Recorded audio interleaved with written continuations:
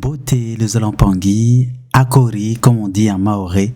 J'espère que vous allez bien, j'espère que la santé, la famille va bien, c'est le bonheur.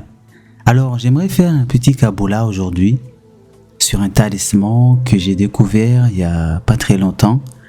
Ce talisman est lié au monde de la mort, gouverné par Gaaloufwa, comme on appelle aujourd'hui Anubis.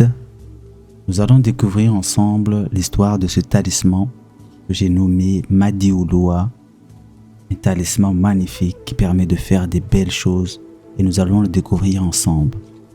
Il était une fois un jeune initié destiné à accomplir une mission sacrée dans cette réalité.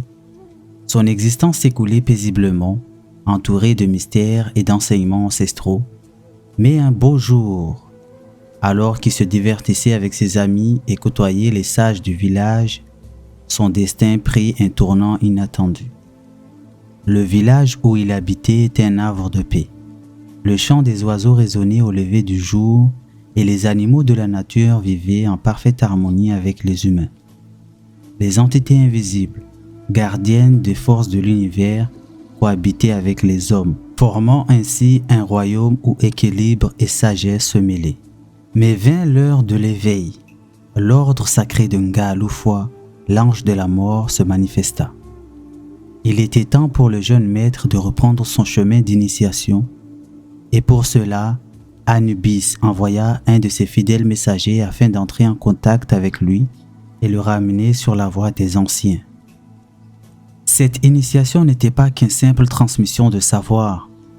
Il s'agissait d'une réactualisation des connaissances profondément inscrites dans son ADN, transmises à travers des générations.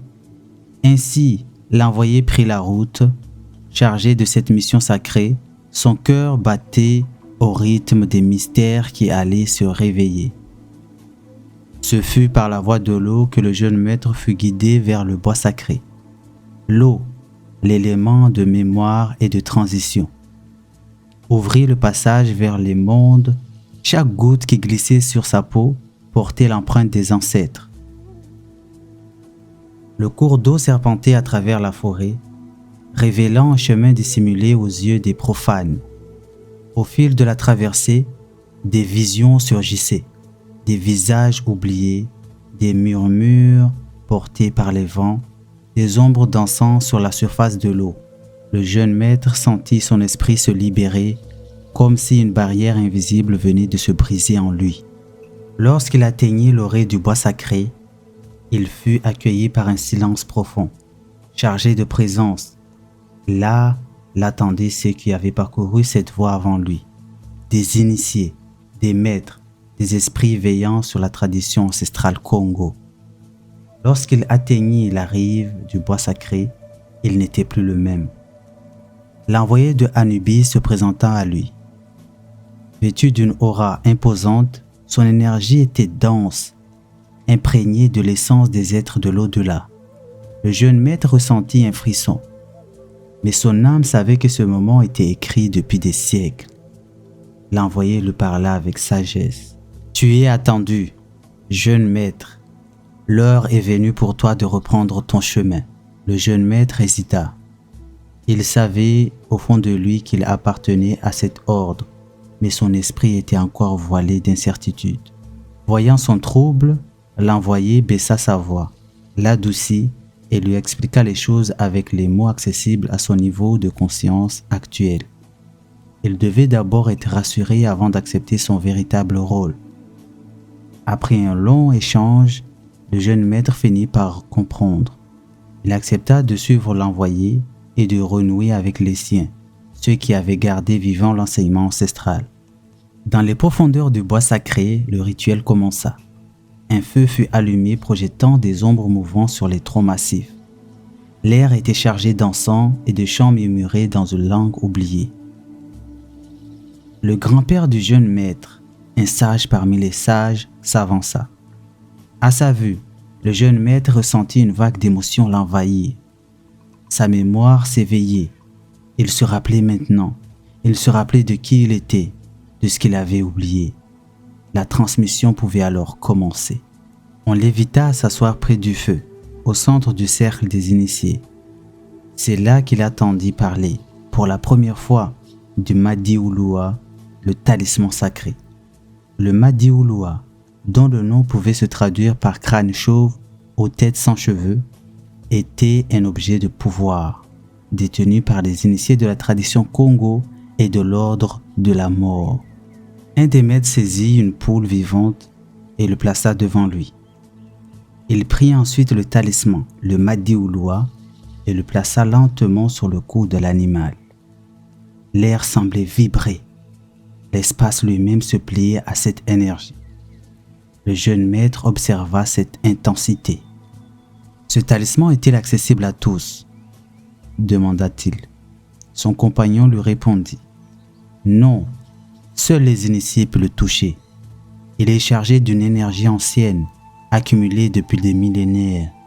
Un non-initié qui le toucherait verrait tous ses péchés purifiés en un instant, et l'ange de la mort apparaîtrait devant lui. » Le jeune maître fronça les sourcils et dit « Mais pourquoi parler de purification? Pourquoi ne pas dire que le malheur s'abattrait sur lui ?»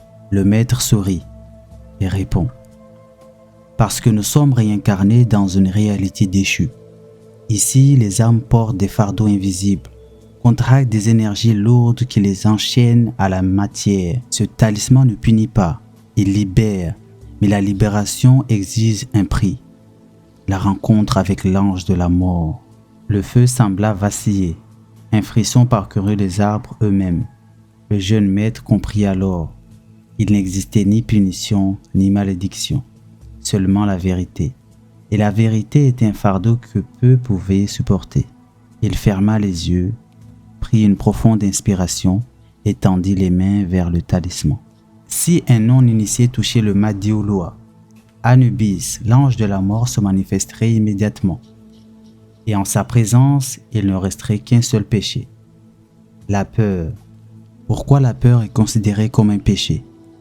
Dans la tradition Congo, la notion de péché n'existe pas. On voit la Mahat et Isefet. En contractant la peur, la personne se branche à des entités liées à la peur et donc des énergies souvent lourdes. L'ange de la mort ne vient pas pour juger. Il vient pour évaluer. Si l'âme est prête, elle ascensionne vers une réalité supérieure, mais si elle est encore alourdie par la crainte, elle reste piégée dans un cycle de renaissance. Autour du feu, le jeune maître écoutait attentivement. L'heure était venue pour lui d'accepter sa destinée. Ses compagnons le fixaient avec bienveillance. « Le talisman t'attend », lui dit-on. « Tu es initié, tu peux le toucher. Mais souviens-toi, c'est une responsabilité. » Un silence profond s'installa. Le jeune maître ferma les yeux. Il inspira longuement. Il tendit la main vers le talisman. Le silence tomba sur l'assemblée alors que le jeune maître tendait la main vers le Madiouloua. Ses doigts effleurèrent la surface froide du talisman et aussitôt, une onde invisible parcourut son corps. Un frisson glacé remonta le long de son échine, puis s'égouffra dans son esprit comme une tempête soudaine. L'espace autour de lui sembla se briser. Le feu sacré se mia en un tourbillon d'ombre, de lumière. À ce moment-là, le jeune maître n'était plus dans le bois sacré. Il chutait, sans fin, dans l'océan d'images et de souvenirs éclatés. Il se vit marcher dans des lieux oubliés. Il se vit parler avec des êtres dont le visage lui était familier. Dans ses souvenirs, des batailles anciennes, des serments prononcés sous la lueur de la lune, des fragments d'une vie qui n'appartenait ni au passé, ni au présent. Puis soudain, une voix déchira le vide. « Te souviens-tu maintenant ?» C'était Anubis, l'ange de la mort. Sa voix n'était ni menaçante, ni douce. Elle était pure et absolue. Elle résonnait jusque dans les fibres de son être. Le jeune maître ouvrit les yeux, mais ce n'était pas seulement ses yeux mortels qui voyaient. Il perçait à travers le voile, au-delà des illusions du monde physique. Il vit ce qu'il avait été. Il vit ce qu'il était. Puis une autre vérité se révéla à lui, ce qu'il devait devenir. Lentement, il ramena sa main contre sa poitrine et inclina la tête. Il comprenait maintenant. Il l'acceptait. Le feu autour de lui se calma. Le monde retrouva son équilibre. Lorsqu'il releva les yeux vers les anciens, il n'était plus le même homme. Et au loin, dans l'ombre du bois sacré, l'ange de la mort observait. Bienvenue de l'autre côté du voile. Matondo. Merci d'avoir écouté ce Kabula. C'était Ngayara. Alors, depuis l'aube des civilisations, les anciens ont cherché à comprendre le mystère du passage de la vie à la mort. Parmi eux, les sages de la tradition Congo et les grands initiés d'autres traditions également ont participé à la mise en place de ces sciences-là. Dans l'ancienne Égypte, Anubis, que nous connaissons sous le nom de Nga Loufoua, était le gardien du passage. La mort est une transition. Nous sommes tous appelés à cette transition. Nous avons le choix de nous y préparer. Ainsi que le Zola, l'amour inconditionnel illumine nos cœurs et nous guide nos âmes sur le sentier de la sagesse. Que la lumière des ancêtres veille sur nous. Matondo.